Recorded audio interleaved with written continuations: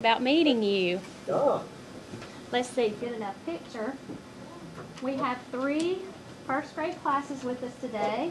Wonderful. Yeah, and all first graders. About 52 students, I believe. Perfect. Well, I'm delighted to meet you all. Hi, everybody. Hi!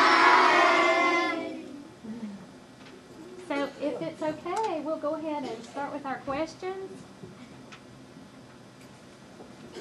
Is that okay with you? Please, go ahead. Yes, I'm very happy to connect with Alabama and see what wonderful questions are from Alabama. Oh, well, since you mentioned our state, I will say we were discussing the weather.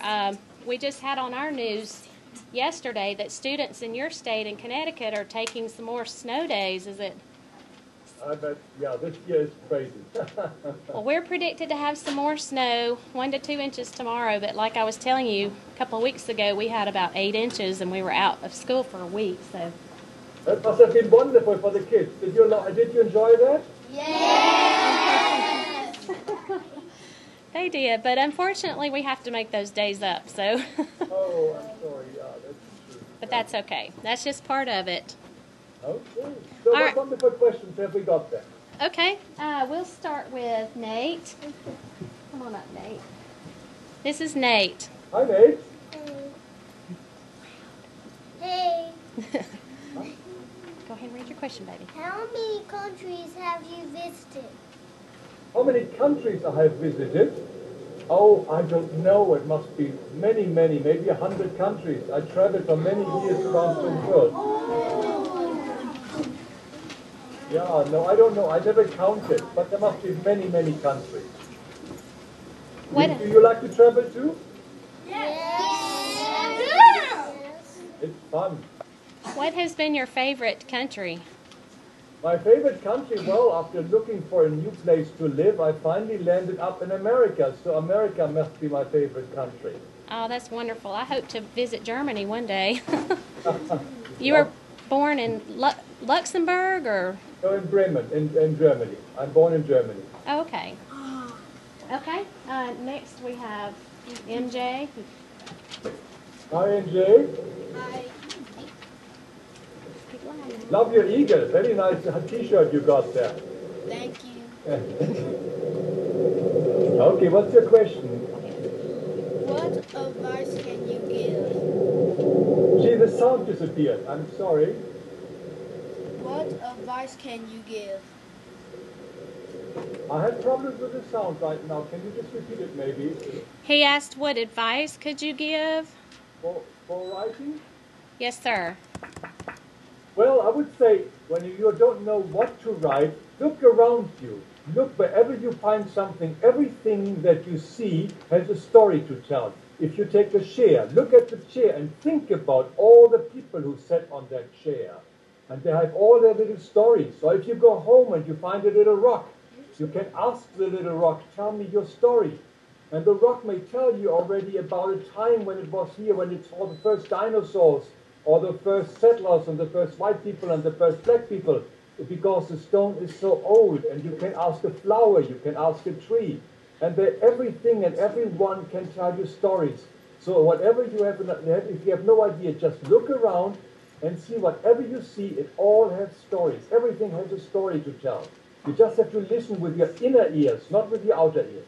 Do you understand what I mean? Yes? That's great. Wow, that's a great imagination. That's fantastic. Okay, Cole. This is Cole. Hi, Paul. Where do you get your ideas?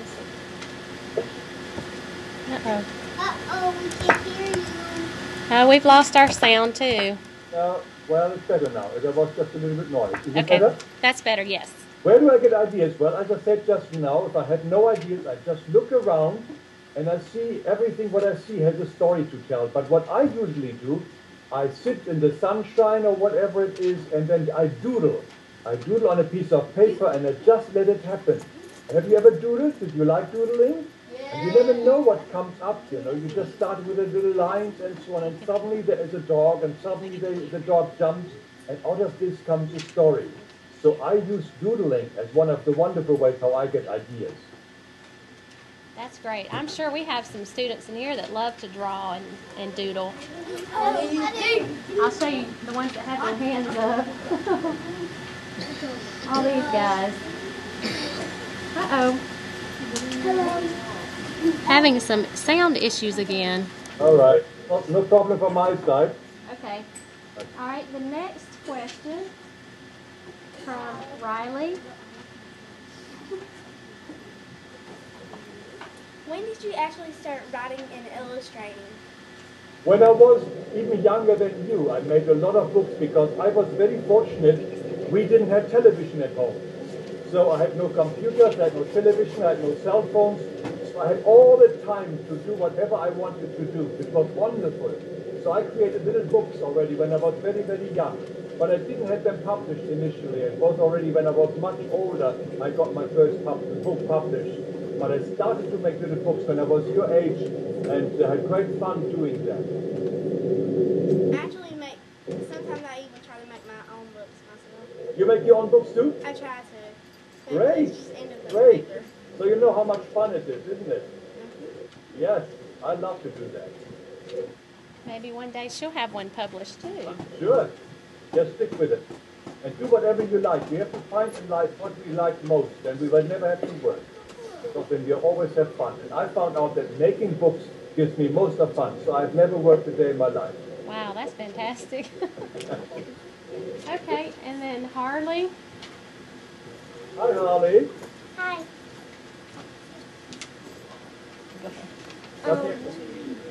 What is your favorite book you've written or illustrated? My favorite book, Harley, is always the book I'm working on right now. Because when I work on my story, I cannot think of anything else. I cannot think of books which I've done long time ago. I must give all my love and all my attention to the book I'm doing right now. So every time I work on a new book, that is always my favorite book. Are you working on a new one now? Oh yeah, I'm working on new ones for Noodles. Does anybody know Noodles? Yeah. Some of them do. Yeah. Yes, I'm just working on a new one. I show you what I do usually. This is a book I've done a little time ago. But you see here, I firstly make the sketches. It looks like a book, but it isn't a book. So I take all the sketches there. I do it in pencil. And I make a cover there for this. You can see the cover. And then I bring this to my publisher. And the publisher looks at it very, very carefully. And if they like it, then I do the same pages that I've done here in black and white. I do in color. And here are a few. In color, I'll show you a few. Oops, I take the plastic off. You can see it better. Is that watercolors? I use watercolors, yes. Okay. But whatever, you see, it doesn't matter what you like to do. The main thing is to have fun. You can use magic marker. You can hear he slides down on a slipper down the stairs. And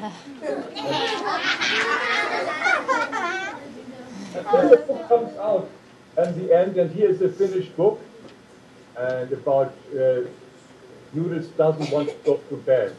Well, you see, the main thing is to have fun when we do books. So if you like watercolors, that's great. That's what I like to do. But if you like to do magic markers or ink or whatever it is, or whatever you like to do, or even computer art, that's fine, as long as we have got fun. The only and the main reason why I make books is to have fun. Absolutely. So Noodles is, I have the title, I Am Lost, and Noodles is the dog in that title? Right. There's Okay. a big series. There are many, many books there out of that. For that. Okay, a lot of our students have read I Am Lost, so we had that one in our library already. All right, great. Okay, and next we have Evan. Thank you, Harley. Good job. Hi, Evan. How are you doing? Good. What's the question? How long does it take to get a book published? Well, sometimes from the first idea, then I have to make the sketches, and then I have to finish artwork and so on, and then bring it all to the publisher. It takes sometimes 2 to 3 years. It's a long time from the idea until it comes out. So this book took probably 2 to 3 years from the first idea until it was published. Okay? Wow. Okay. Well, that's all the students that I had questions for. If you want to. Well, I just want to share with you still some of my new books. I don't know whether you see it. This is also very early. This is a new book, A Mouse in the House. Has anybody ever had a mouse in the house? Oh, yes. Also, there are mice in Alabama too then, huh? I didn't put. This is a brand new one about what happened to some, when one day a little mouse moved into a house. It's a wonderful little story. And the other great story which just came out is A Monster is Coming. Somewhere little, these are the first reading, first and second level of reading. It's about a little monster bug. And then this is a little peekaboo. I think you're too old for that one, but it's a peekaboo. You open it up and look at this. What does it say? Look who is speaking at you. And then you open the page up, and there is a little ducky quacking peekaboo. Want another one? Oh, there's another one. What is here? Look who is speaking at you. Can you see there is a little eye? You can see the eye. And all flowers. So there are more eyes. There are 3 eyes. They're saying a frog. Or a frog. And there is... Want another one? And look, this is speaking here.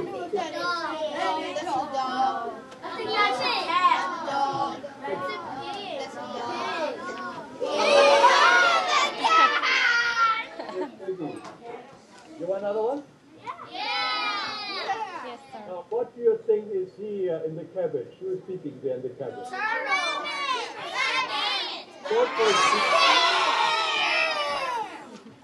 Okay. And now, what is here under the mushrooms there are?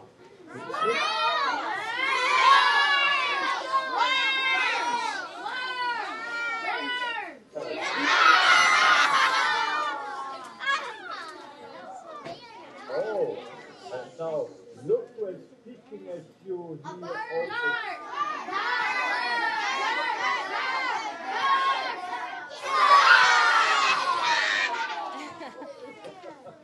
Alright, so it's fun. I want to share you how much fun it is to read a book and how much fun it is to make a book. Well, it was a great pleasure to speak with everybody. If there are no more questions, as you know my website. You can always send me something to the website, your questions, if you still have another question. And I just want to tell you how much fun I had connecting with you, meeting you in Alabama. I've been in Alabama many times, in Birmingham. And now meeting you is sort of great. And I want to thank Ms. Willis to arrange it all. Sure, and I hope we I enjoyed it. And one of you, I hope, will be, some of you may become some authors one day. And I can then see your books in the bookstores. Absolutely. Thank you so much. And we did send a list home of some of your books. And boys and girls, Mr. Wilhelm will sign these for you with your name in them if you order one. So that they'll... we'll be getting that back to you, hopefully, and we thank you so much. We're very honored that you spent time with us today, and thank you. Thanks.